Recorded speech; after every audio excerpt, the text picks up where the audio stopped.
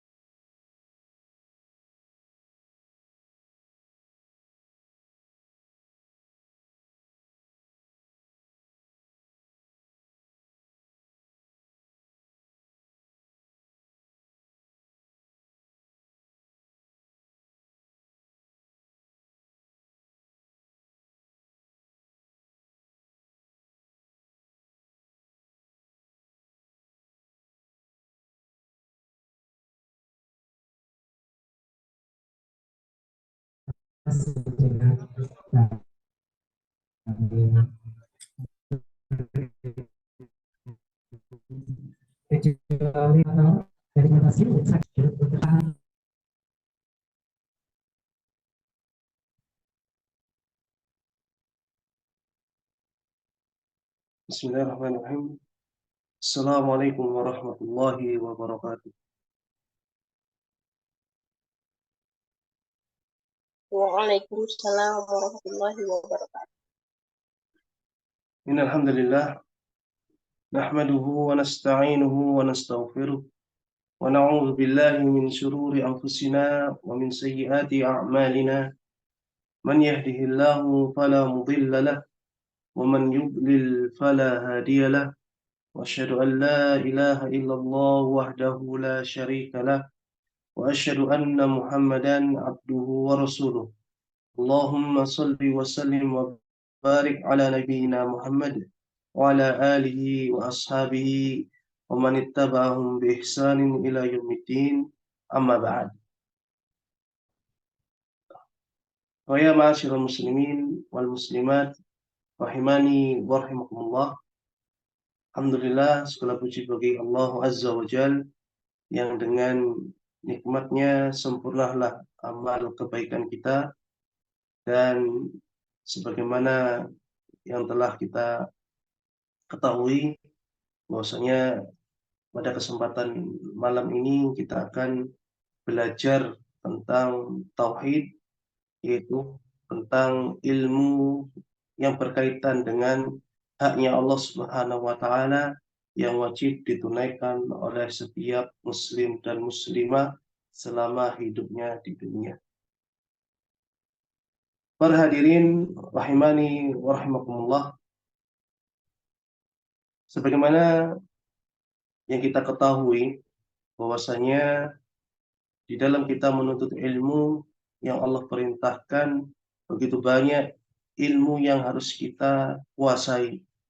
Ada ilmu yang berkaitan dengan keyakinan kita, terutama rukun iman, kemudian rukun Islam, kemudian ihsan, kemudian ditambah dengan konsekuensi dari akidah kita, yaitu kita menjalankan ibadah yang sering kita kenal dengan ilmu fikih. Kemudian ada ilmu tentang akhlak, bagaimana kita bermuamalah dengan Allah Subhanahu wa taala, dengan sesama kita, atau kepada makhluk Allah yang lainnya. Dan pada kesempatan ini dan insyaallah akan berlanjut di kesempatan yang akan datang, bi'idnillahi wa taufiqih, kita akan membahas atau belajar bersama tentang ilmu tauhid dari sebuah kitab kecil yang kami pilih sebagaimana dulu kami belajar pertama kali pembahasan tentang tauhid dari kitab, yaitu salah satu usul wa adillatuha, yang pada saat ini telah banyak para ulama yang menyusun penjelasan kitab tentang salah satu usul wa adillatuha. Kalau kita terjemahkan salah satu usul, berarti ada 3 pokok yang menjadi pondasi atau dasar, dan adillatuha adalah dalil-dalilnya. Jadi kitab ini berbicara tentang 3 poros atau 3 pokok pembahasan yang hidup kita semuanya akan kembali kepada 3 pertanyaan ini, 3 pokok dasar ini, yang nantinya menjadi evaluasi setiap dari kita tatkala kita berpindah alam. Itu tatkala kita meninggalkan dunia, masuk di awal kehidupan akhirat, yaitu di alam barzakh. Tatkala kita nantinya akan dibangkitkan oleh Allah di dalam alam barzakh dan ditanya, man rabbuka wa ma nabiyyuka wa ma dinuka. Jadi 3 pokok dasar ini diambil dari hadis Nabi SAW tentang pertanyaan malaikat munkar dan nakir setiap kita nantinya di alam barzakh. Maka kitab ini tidak lepas dari pembahasan tentang siapa Rob kita yang kita sembah.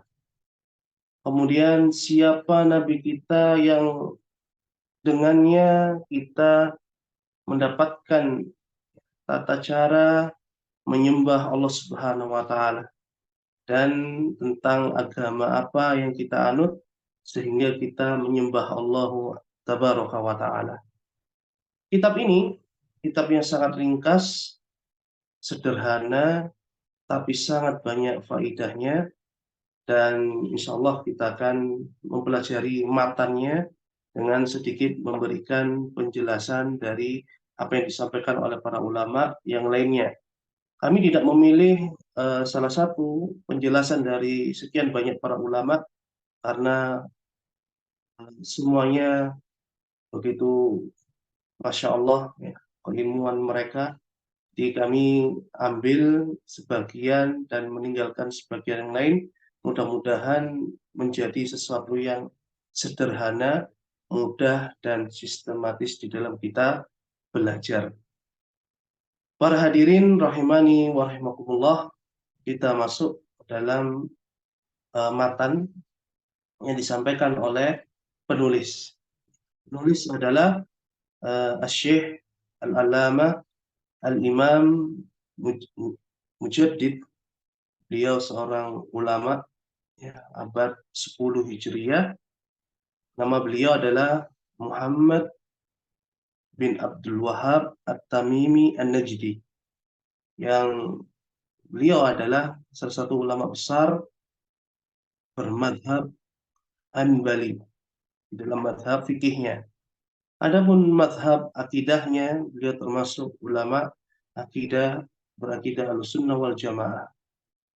Nanti sebagai bukti kita akan pelajari kitab ini bagaimana akidah beliau tidak bertentangan dengan akidah para ulama madhab yang 4 dari kalangan Ahlussunnah wal Jamaah.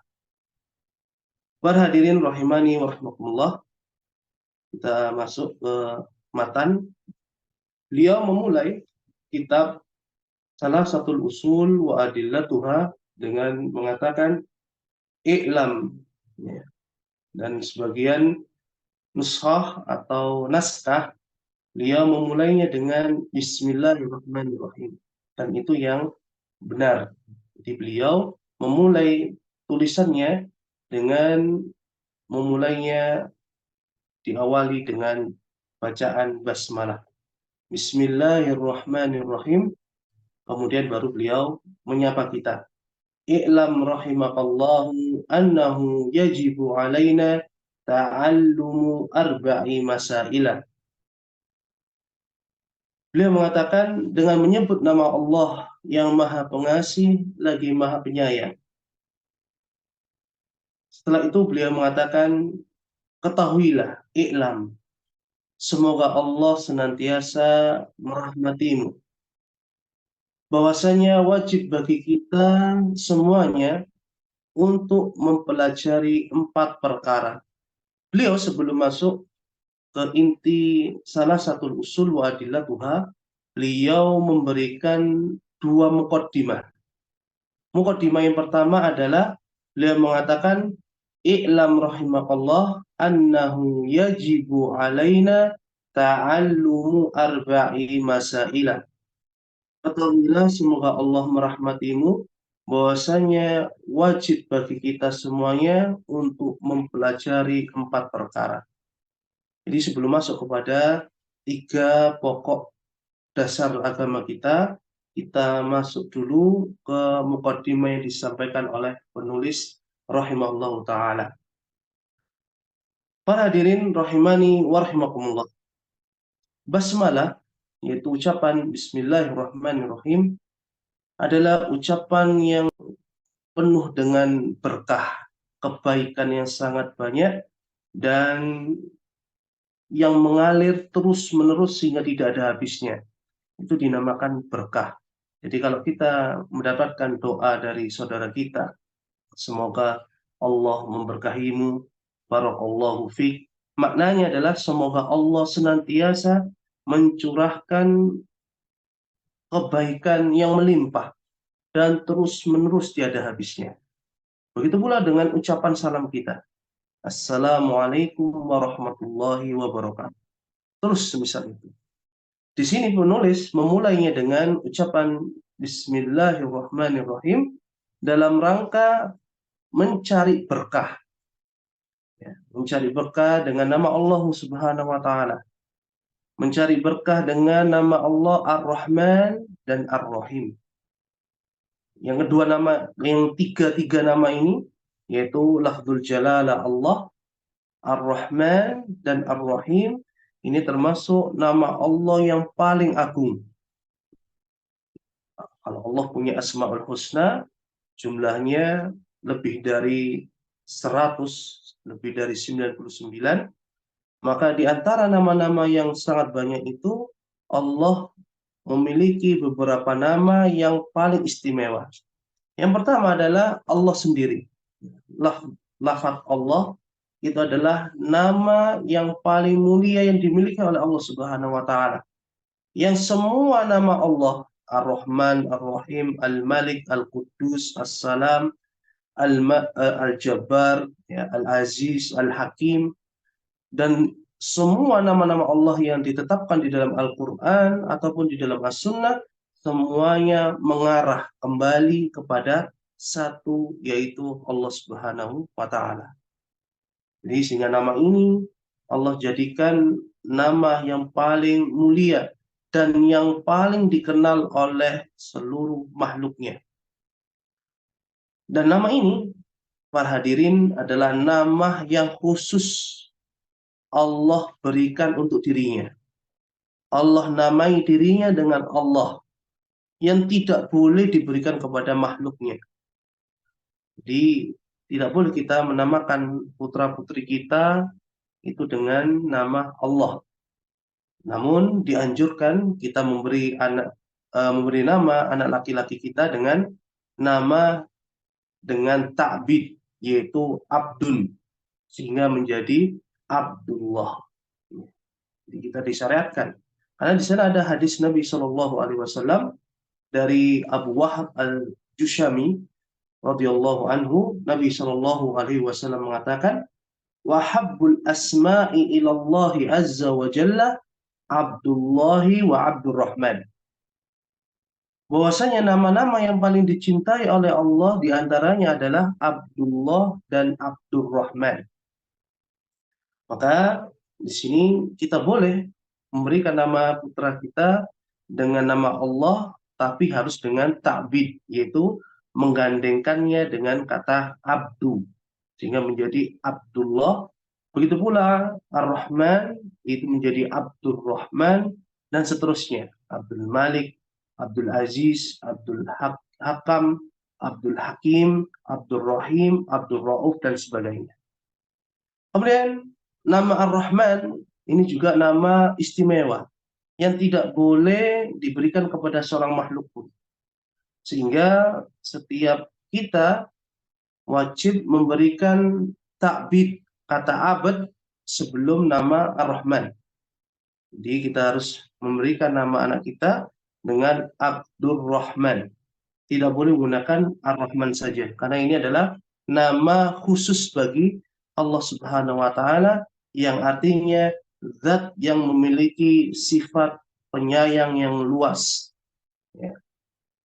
Kemudian nama Ar-Rahim ini juga hampir mirip dengan Rahman, karena berasal dari satu kata, yaitu rahmah, yaitu penyayang atau merahmati.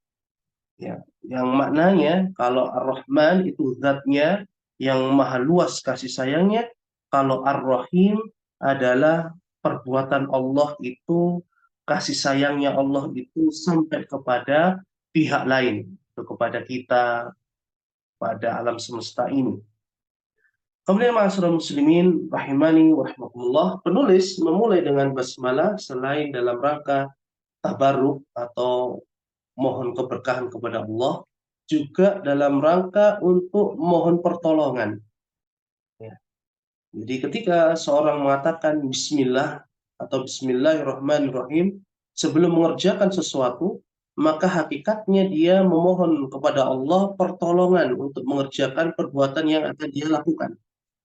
Misalnya, kita dianjurkan oleh Nabi Shallallahu Alaihi Wasallam ketika hendak memasuki masjid untuk mengucapkan bismillah, maka hakikatnya kita sedang memohon kepada Allah pertolongannya supaya kita bisa memasuki masjid Allah Subhanahu wa Ta'ala. Kemudian baru kita membaca doa masuk masjid. Begitu pula tatkala kita makan, minum, kita memulainya dengan bacaan tasmiyah, yaitu bismillah. Ya, artinya adalah kita memohon pertolongan kepada Allah supaya kita bisa makan. Ada berapa banyak seseorang hamba tatkala dia memiliki makanan tapi tidak mampu untuk menyantapnya. Maka dengan mengucapkan bismillah ini menunjukkan ketawaduan kita, menunjukkan kerendahan kita di hadapan Allah Subhanahu wa Ta'ala sebagai hamba yang tidak mampu melakukan apapun itu kecuali dengan pertolongan Allah. Oleh karena itu, para hadirin, kita senantiasa mengikrarkan setiap hari minimal 17 kali dalam sehari untuk kita mengucapkan iyyaka na'budu wa iyyaka nasta'in. Hanya kepadamu, ya Allah, aku atau kami beribadah kepadamu, dan hanya kepadamu kami memohon pertolongan. Ini rahasia kenapa Bismillahirrahmanirrahim penulis ucapkan di awal tulisan beliau ini. Kemudian dalam rangka meneladani Al-Quran, karena kita ketahui bersama semua surah yang ada di dalam Al-Quran, Allah mulai dengan bacaan Bismillahirrahmanirrahim, kecuali surat At-Taubah atau surat Al-Bara'ah.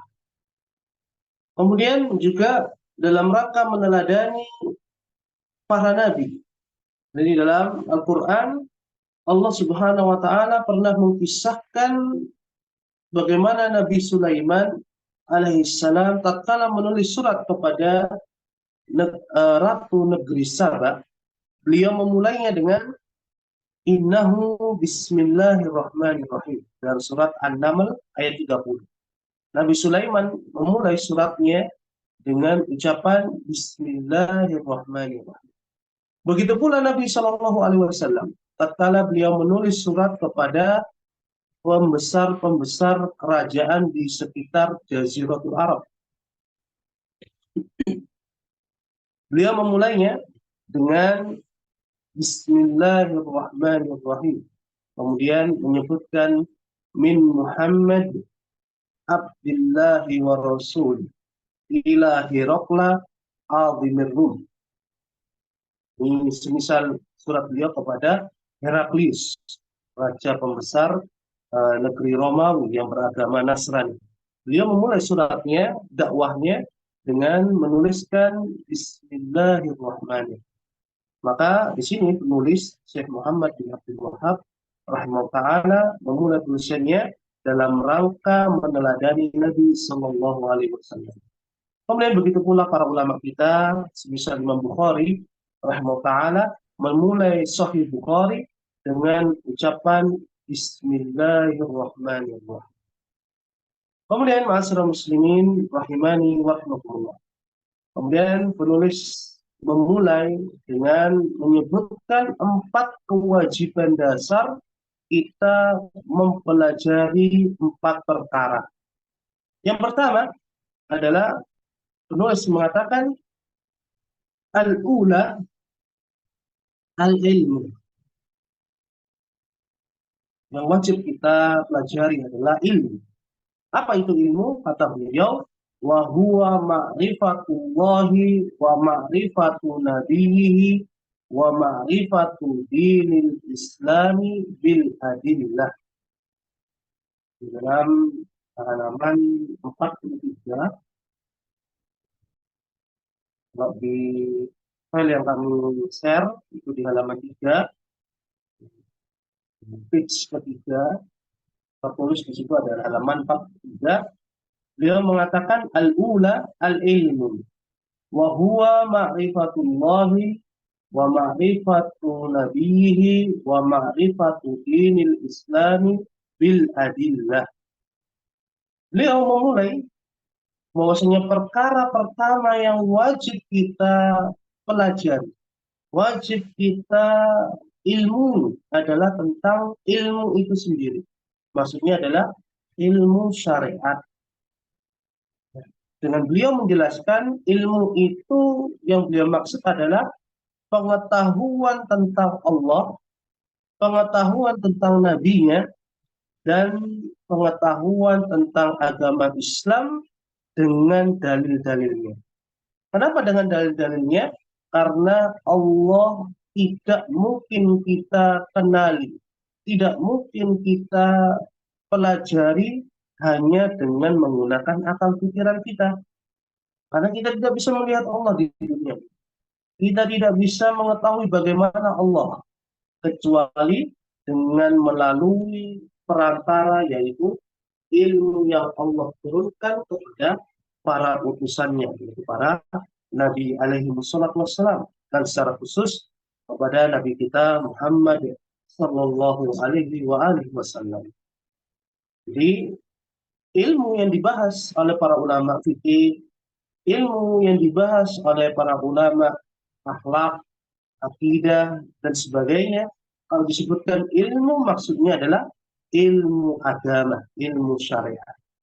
Jadi, dan ilmu syariat ini berputar, berporos pada 3 pokok, yaitu ilmu tentang Allah, ilmu tentang Nabi-Nya Muhammad Sallallahu Alaihi Wasallam, dan ilmu tentang agama Islam.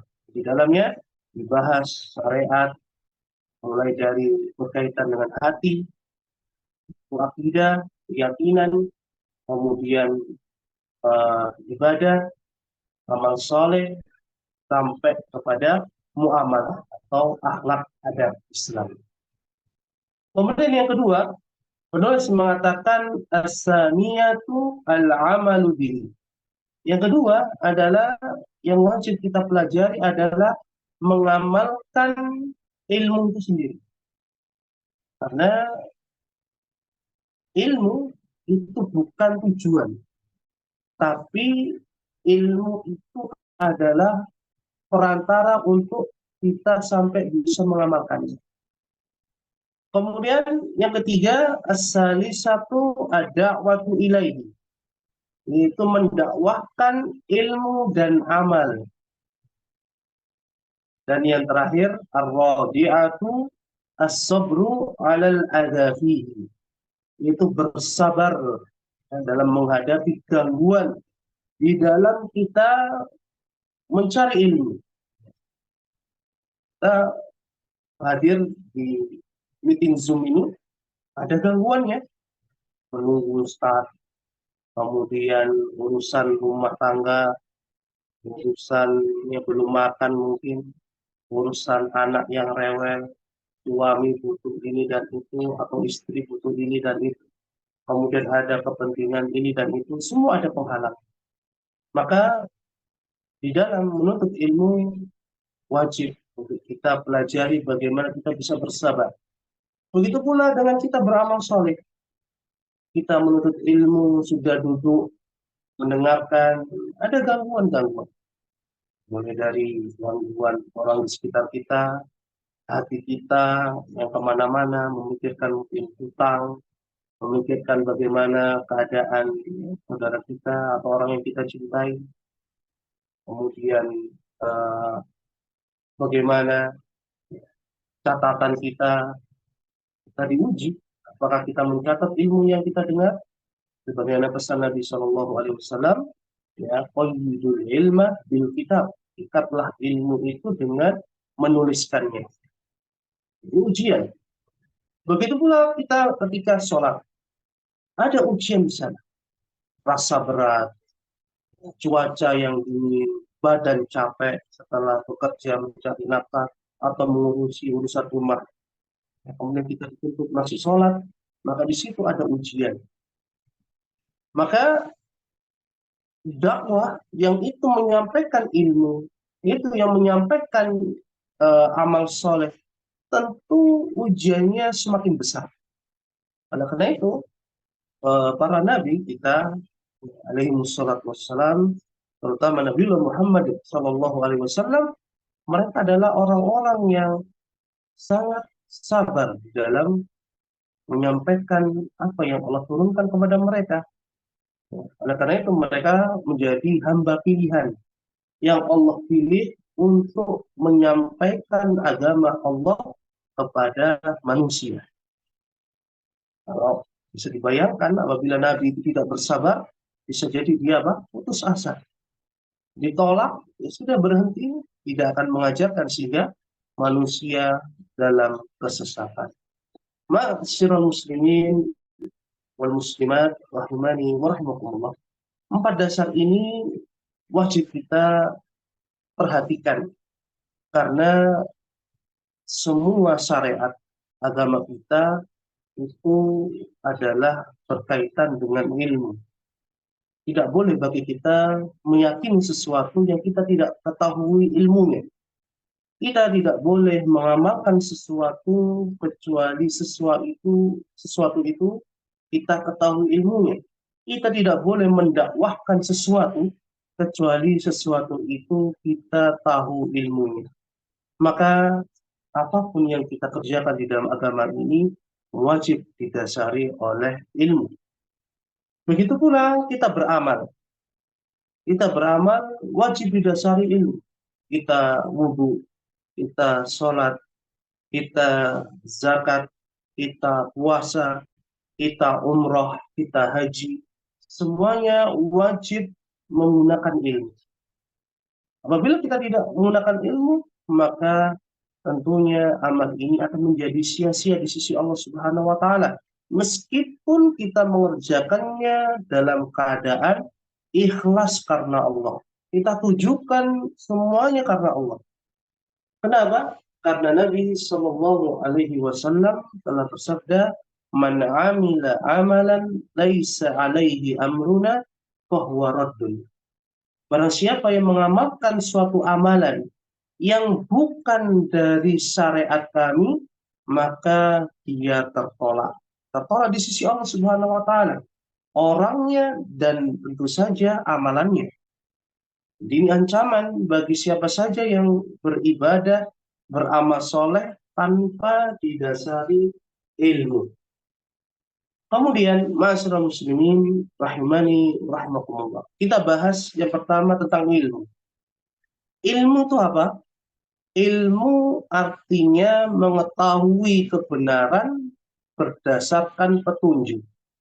Jadi kita mengetahui sesuatu itu bisa secara yakin, pasti, karena di sana ada petunjuknya. Maka tatkala kita mengetahui sesuatu itu secara jelas, pasti, karena kita melalui petunjuk-petunjuk yang ada, maka berarti kita telah mengilmui tentang sesuatu itu. Tatkala kita mengetahui misalnya tentang negeri Indonesia, kita tahu Indonesia diapit oleh dua benua, misalnya benua Asia dan Australia. Kita mengetahui diapit oleh dua samudra besar, Samudra Indonesia atau Hindia dan Samudra Pasifik. Kemudian Indonesia ini di posisi Asia Tenggara.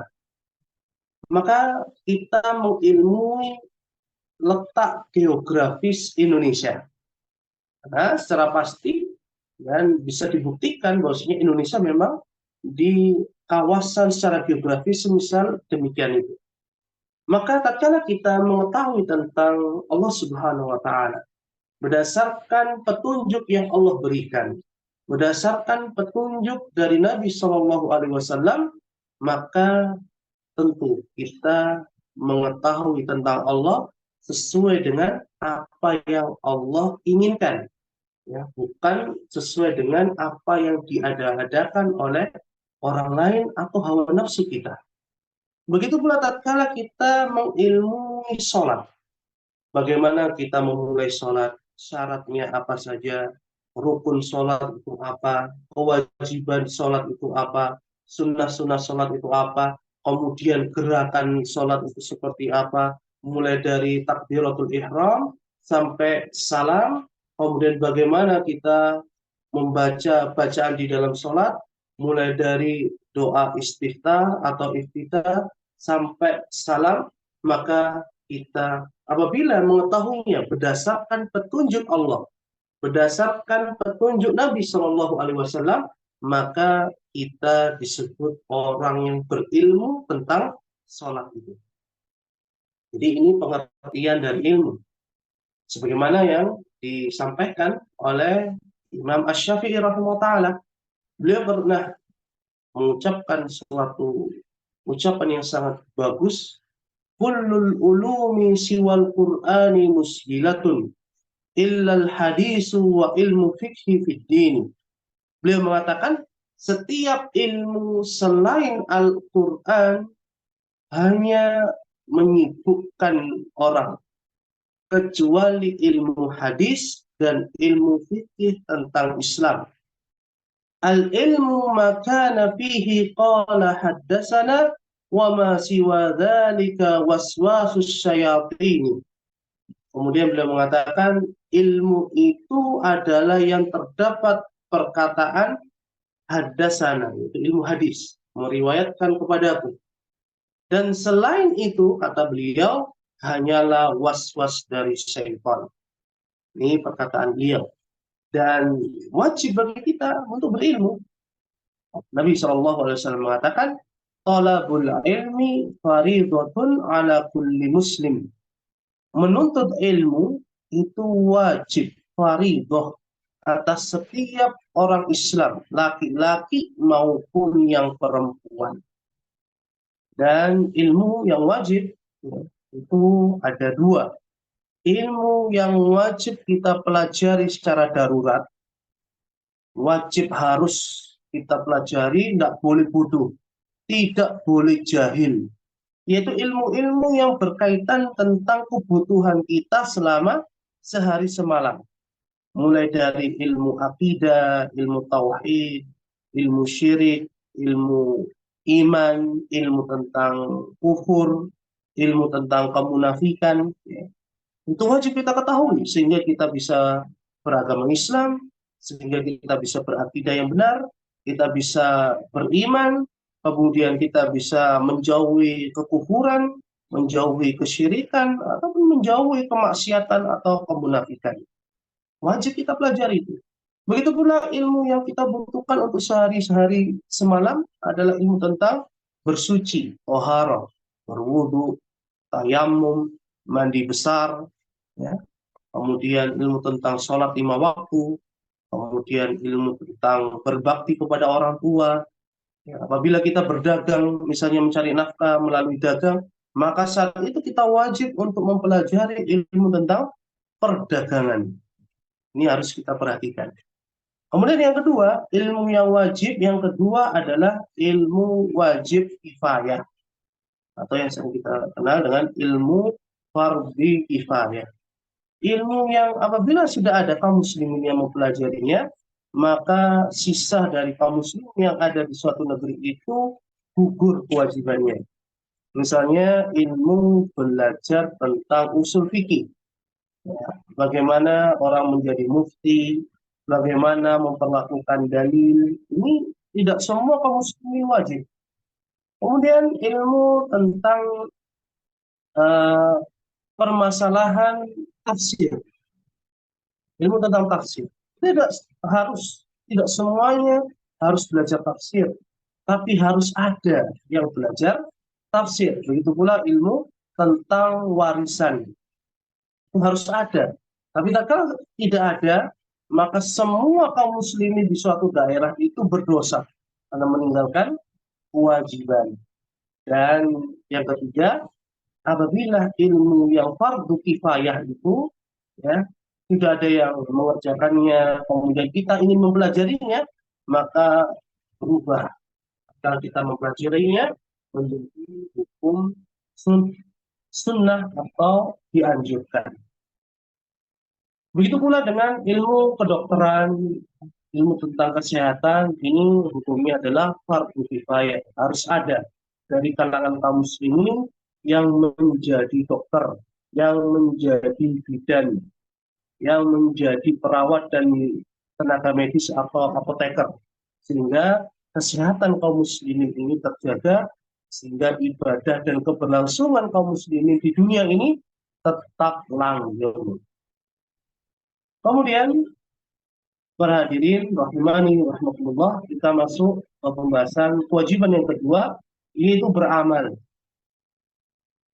Beramal, para ulama mengatakan tidaklah seorang itu dikatakan alim, berilmu hingga dia mengamalkan ilmunya. Jadi kalau ada orang ilmunya banyak, tapi justru sikapnya, perbuatannya itu bertentangan dengan ilmu yang dia miliki, maka dia tidak bisa dikatakan sebagai seorang yang alim. Ya, tapi dia dikatakan sebagai orang yang jahil, orang bodoh. Kenapa? Karena dia mengetahui kebenaran, tapi justru dia melanggarnya. Ini dinamakan jahil secara syar'i. Adapun jahil tanpa ilmu, ya, orang melakukan sesuatu karena tidak tahu, maka bisa jadi dia udzur, bisa jadi salah paham, ya, salah memahami, atau dia ngikutin orang yang ternyata orang itu salah, maka ini bisa jadi di sisi Allah Subhanahu wa taala orang ini udzur. Namun apabila orang itu sengaja mengikuti orang bukan karena dalam rangka untuk mencari kebenaran, maka ini dikhawatirkan menjadi orang-orang yang tersesat sebagaimana orang-orang Nasrani. Mereka beramal soleh tanpa didasari ilmu. Adapun orang-orang Yahudi adalah orang-orang yang mereka tahu kebenaran namun sengaja meninggalkannya, bahkan mereka menutup-nutupinya. Maka agama kita, ma'asyiral muslimin wal muslimat rahimani wa rahimakumullah, adalah agama ilmu dan agama amal. Jadi agama kita ini adalah agama ilmu dan amal. Karena siapa yang berilmu, maka wajib dia menunaikan amalnya. Dan barang siapa yang beramal, wajib didasari oleh ilmu yang dia miliki. Kemudian kewajiban yang ketiga yaitu berdakwah. Dakwah itu ada dua bentuk, ya. Yaitu yang pertama, mengajak orang lain untuk berbuat baik pada perkara-perkara yang mendasar.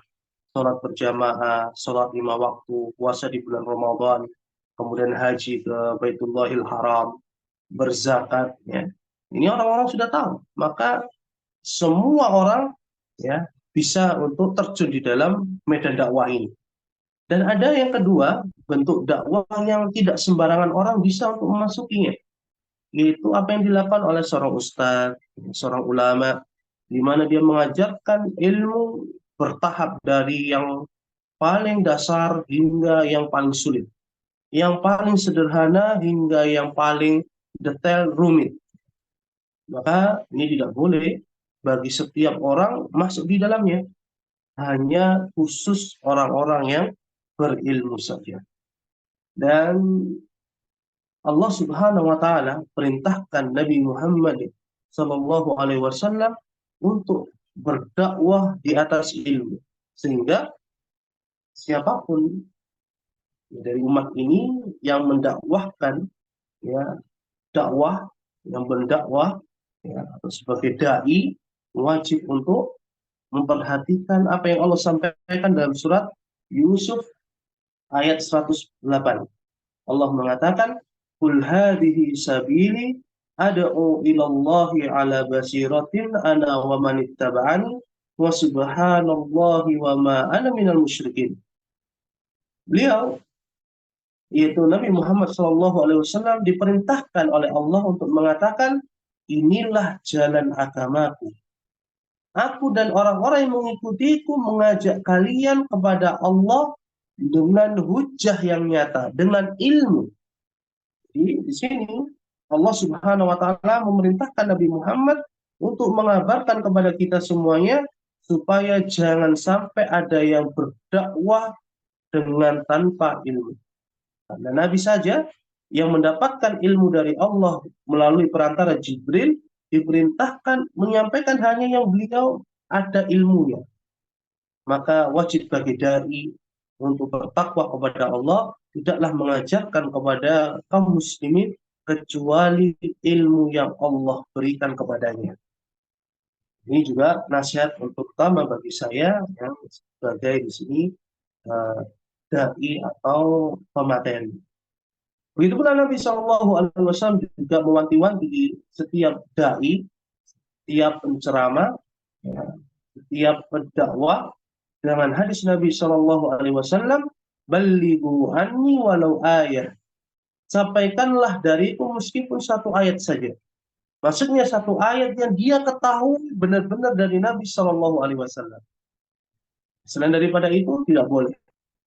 Wahaddisu an bani Israil wala haraj. Dan silahkan kau menceritakan tentang kisah-kisah Bani Israel atau Israiliyat. Dan itu tidak mengapa selagi tidak bertentangan dengan agama Islam yang diturunkan oleh Nabi Shallallahu Alaihi Wasallam. Wa man kadzaba alayya muta'ammidan falyatabawwa maq'adahu minan nar.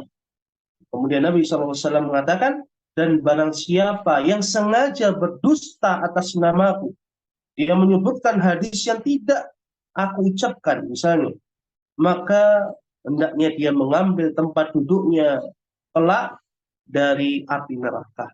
Ini ancaman Nabi Shallallahu Alaihi Wasallam bagi siapa saja yang berdusta atas nama Nabi Muhammad Shallallahu Alaihi Wasallam. Kemudian kewajiban yang keempat, kita ketahui bersabar itu harus ada pada diri kita, ya. Dan para ulama mengatakan sabar itu ada 3 macam. Yang pertama, sabar dalam menghadapi takdir Allah. Allah takdirkan, ya, suami kita penghasilannya bulan ini 2 juta misalnya. Maka kita tahu kebutuhan kita kurang lebih dari itu. Maka kita diuji dengan apa yang Allah berikan kepada suami kita. Maka wajib bagi kita untuk bersabar. Bukan berarti kemudian kita tidak boleh berdoa untuk tambahan rezeki, bukan. Tapi wajib kita ridha dengan apa yang Allah berikan kepada kita melalui suami kita. Kemudian bisa juga tatkala orang yang kita cintai, ya, Allah ambil, Allah panggil menghadap kepadanya. Kita cinta kepada orang tua kita, anak kita, teman kita, atau pasangan hidup kita, dan itu menyusahkan kita, membuat kita sedih, maka wajib bagi kita untuk bersabar. Maka ini adalah sabar yang pertama. Sabar dalam menghadapi takdir Allah. Yang kedua, sabar di dalam menahan diri dari larangan Allah.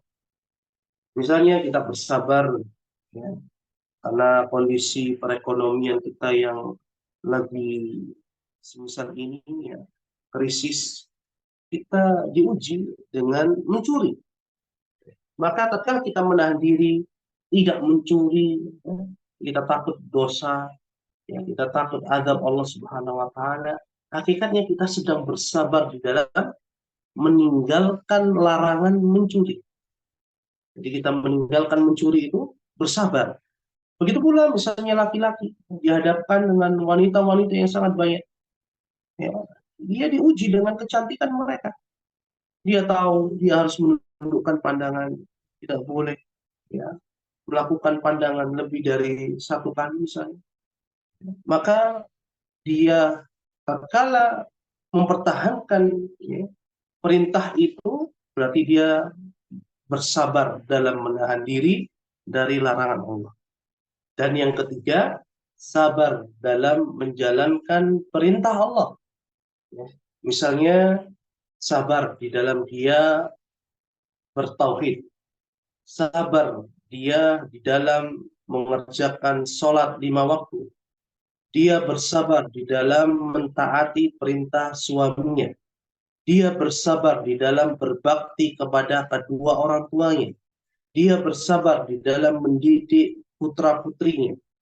Dan kesabaran yang ketiga ini adalah kesabaran yang paling mulia. Kesabaran yang paling tinggi derajatnya di sisi Allah Subhanahu wa taala. Karena kesabaran yang pertama dan yang kedua hanya menahan diri supaya kita tidak melakukan perbuatan yang menyebabkan Allah murka kepada kita. Hanya kita menahan diri supaya lisan kita tidak mengucapkan ucapan yang dibenci oleh Allah Subhanahu wa taala. Adapun yang ketiga, kita harus mengeluarkan ya, harta, kekuatan, ya, jerih payah untuk mewujudkan perintah Allah Subhanahu wa taala. Dan ma'asyiral muslimin wal muslimat rahimani wa rahimakumullah, tingkatan sabar ada 4. Kalau tadi sabar itu terbagi menjadi 3, sekarang tingkatan sabar. Yang pertama, orang yang nggak punya sabar. Orang ini murka tatkala Allah uji. Entah ujian berupa takdir yang tidak disenanginya, atau ujian berupa larangan, atau ujian dengan perintah. Dia tidak sabar. Maka ini adalah tingkatan yang paling hina di hadapan Allah Subhanahu wa taala. Yang kedua, tingkatan di atasnya, yaitu orang yang bersabar. Orang yang bersabar, berusaha untuk menerima takdir, ya.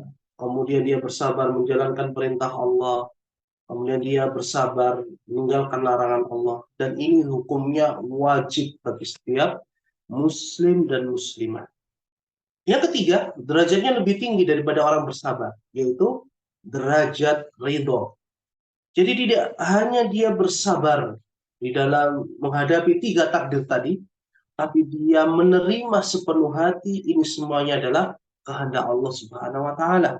Ini adalah sesuatu yang Allah pilih untuk dia. Ya. Karena takdir Allah berlakukan secara pasti, tepat sesuai dengan kemampuan kita. Bukan takdir itu Allah berikan secara acak. Ya. Bukan. Jadi kita ridho dengan apa yang Allah berikan, entah itu berupa ya, sabar di dalam 3 hal itu, atau di dalam 2 hal, atau yang hanya 1 hal di antara 3. Dan yang paling tinggi adalah derajat orang yang bersyukur tatkala diuji oleh Allah Subhanahu wa taala.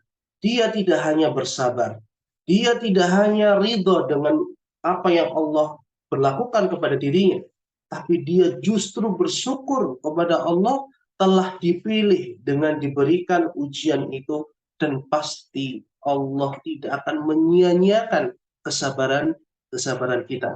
Maka orang yang semisal ini adalah orang yang paling mulia di sisi Allah Subhanahu wa ta'ala. Dan orang yang semisal ini sangat-sangatlah sedikit. Allah Subhanahu wa ta'ala mengatakan, wa qalilum min ibadiyas syakur. Dan sungguh sangat sedikit orang yang bersyukur ya di kalangan hamba-hambaku. Ma'asyiral muslimin rahimani wa rahimakumullah. Kemudian penulis membawakan dalil-dalilnya. Apa yang beliau ucapkan ternyata di sini beliau sampaikan dalilnya. Yang pertama, beliau mengatakan wad dalilu qauluhu ta'ala, dan dalil wajibnya kita mempelajari 4 perkara ini adalah firman Allah Ta'ala dalam surat Al-Asr. Bismillahirrahmanirrahim. Wal asri innal insana lafi khusr illa alladhina amanu wa amilus solihati wa tawassaw bil haqqi wa tawassaw bis sabr. Dalam surat Al-Asr, Allah berfirman demi masa. Allah bersumpah dengan masa, dan Allah berkehendak ya, sesuai dengan keinginannya, bersumpah dengan apapun. Adapun kita wajib bersumpah apabila kita hendak bersumpah hanya dengan nama Allah Subhanahu wa ta'ala atau dengan sifat-sifat Allah. Kemudian Allah mengatakan setelah bersumpah demi masa, demi waktu, sesungguhnya manusia itu benar-benar di dalam kerugian. Ini Allah sendiri yang mengatakan, Allah yang menciptakan kita, dan Allah sendiri yang menyebutkan keadaan kita. Bahwasanya manusia itu benar-benar dalam kerugian, kecuali orang-orang yang beriman, kecuali orang-orang yang mengamalkan amal saleh, kecuali orang-orang yang saling tanasub, saling memberikan nasihat, wasiat untuk menetapi kebenaran, ini dakwah, dan supaya saling menasihati di dalam bersabar. Ini adalah dalil yang beliau sebutkan tentang wajibnya 4 perkara ini untuk kita pelajari. Kemudian beliau membawakan ucapan ulama madhab, yaitu Imam Syafi'i. Ini untuk membantah orang-orang yang membuat kedustaan atas penulis. Maksudnya beliau anti madhab, beliau tidak bermadhab, beliau benci madhab. Tapi di sini justru beliau menukil ucapan ulama madhab Asy-Syafi'i. Padahal beliau, Syekh Muhammad bin Abdul Wahab, adalah madhab Hanbali. Apa yang diucapkan oleh Imam Syafi'i rahimahullah ta'ala, "Lau ma anzalallahu hujjatan ala khalqihi illa hadhihi surata lakafathum." Kata beliau, seandainya Allah tidak memberikan penjelasan kepada manusia tentang keadaan mereka, kecuali dengan surat ini, ya, niscaya sudah mencukupi bagi mereka untuk lari dari kerugian, karena kita semua benci kerugian, tidak senang dengan kerugian, dan segera berlari mencari keberuntungan, keuntungan, karena kita diciptakan dengan fitrah benci kebencian, tapi senang dengan keuntungan. Ternyata orang-orang yang beruntung, kata Allah Subhanahu wa ta'ala, yang dikecualikan dari kerugian ada 4 golongan. Ini kaitannya ucapan Imam Syafi'i untuk menguatkan apa yang diucapkan oleh penulis dari surat Al-Asr yang beliau bawakan. Kemudian Imam Bukhari rahimahullah ta'ala juga di sini dibawakan ucapan beliau oleh penulis. Imam Bukhari mengatakan dalam Sahih Bukhari, dia membuat suatu bab dengan babul ilmi qablal qawli wal amali. Bab wajibnya berilmu sebelum berkata dan beramal. Kemudian beliau membawakan dalilnya dari apa yang beliau ucapkan. Wad dalilu qawluhu ta'ala fa'lam annahu la ilaha illallah wastaghfir li dzambik. Imam Bukhari rahimahullah ta'ala mengatakan dalam setelah menukil apa yang beliau sampaikan di dalam Sahih Bukhari, beliau mengatakan di halaman 4 atau di halaman 44, Qala Al-Bukhari, ya, dengan membawakan surat Muhammad. Ketahuilah wahai Muhammad annahu la ilaha illallah wastaghfir li dzambi. Ketahuilah, berilmulah atau ilmuilah bahwasanya tidak ada sesembahan yang benar untuk disembah kecuali Allah, dan mohonlah ampunan atas dosa-dosamu. Kalau kita perhatikan surat Muhammad ini, maka kita akan mendapati bahwasanya Allah memerintahkan Nabi Muhammad untuk mengilmui tentang Allah. Itu la ilaha illallah. Kemudian baru Allah memerintahkan beliau untuk mohon ampunan, yaitu wastaghfir li dzambi. Jadi sini ada dua perintah, perintah mengilmui dan perintah untuk istighfar. Ternyata Allah mendahulukan ilmu sebelum memerintahkan untuk istighfar. Maka dari ayat ini Imam Bukhari mengatakan fabada'a bil ilmi, maka Allah mendahulukan untuk Nabi Muhammad SAW mengilmui sebelum istighfar. Maka fabada'a bil ilmi qoblal qawli wal amali. Dia mengatakan maka Allah memulai, ya, perintah untuk berilmu sebelum berkata dan berbuat. Ma'asyiral muslimin wal muslimat rahimani wa rahmatullah.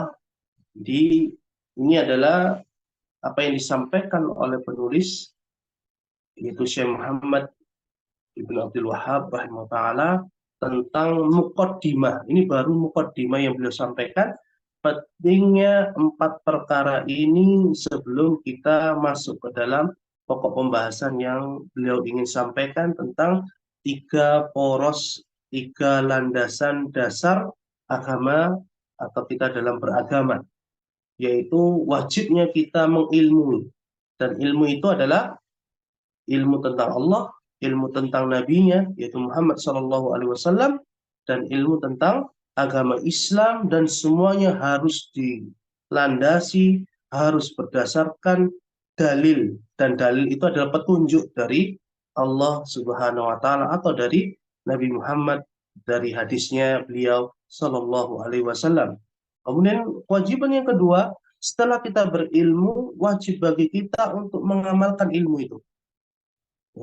Kemudian yang ketiga, setelah kita berilmu, setelah kita mengamalkan ilmu, Allah bebankan kewajiban yang ketiga, yaitu wajib bagi kita untuk mendakwahkan ilmu dan amal sesuai dengan kapasitas kita. Ya, apabila kita kapasitasnya sebagai ibu rumah tangga, maka mad'u kita, target kita adalah anak-anak kita atau keluarga kita, atau pembantu yang kita, ya, beri upah untuk bekerja bersama kita. Ya. Apabila kita sebagai kepala sekolah misalnya, maka kita dakwahnya kepada guru-guru kita, kepada wali siswa, kepada para siswa kita. Ya. Begitu pula sampai kepada presiden, maka presiden wajib, ya, mendakwahkan ilmu kepada para menterinya, ya, para pejabat, ya, pemerintahan, bahkan wajib kepada para rakyatnya. Nah, ini semakin tinggi kedudukan seseorang, maka bebannya pun semakin berat.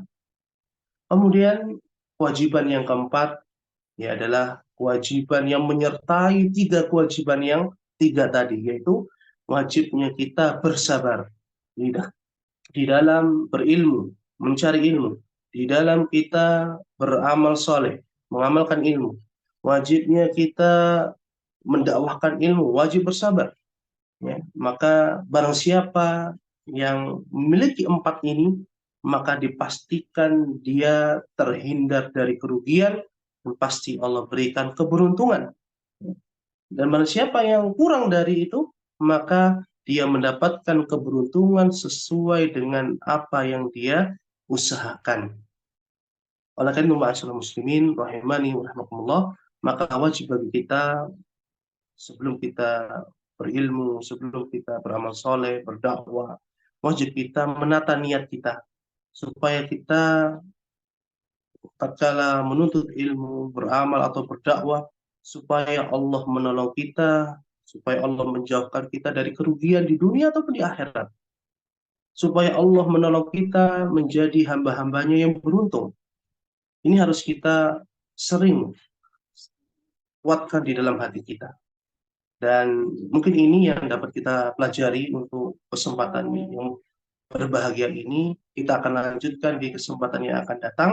Dan apabila ada pertanyaan, silakan disampaikan kepada admin. Kemudian kita akan bahas di pertemuan yang akan datang dengan izin Allah Subhanahu wa Ta'ala. Kurang lebihnya kami mohon maaf, karena di sini sudah waktu Isya. Kami mohon undur diri. Kami ucapkan jazakumullahu khairan. Mudah-mudahan Allah membalas kebaikan amal soleh kita, dan mudah-mudahan Allah Azza wa Jal memberikan balasan yang terbaik dalam kita menuntut ilmu, beramal soleh, dan berdakwah serta bersabar. Wassallallahu wasallam ala nabiyina Muhammad. Kita tutup dengan kafaratul majlis. Subhanakallahumma wa bihamdika asyhadu an la ilaha illa anta astaghfiruka wa atubu ilaik. Wassalamualaikum warahmatullahi wabarakatuh. Salam warahmatullahi Waalaikumsalam warahmatullahi wabarakatuh. Waalaikumsalam Jazakallah khair Ustaz. warahmatullahi wabarakatuh. Ya, sama-sama. Kami undur diri karena Salam warahmatullahi wabarakatuh.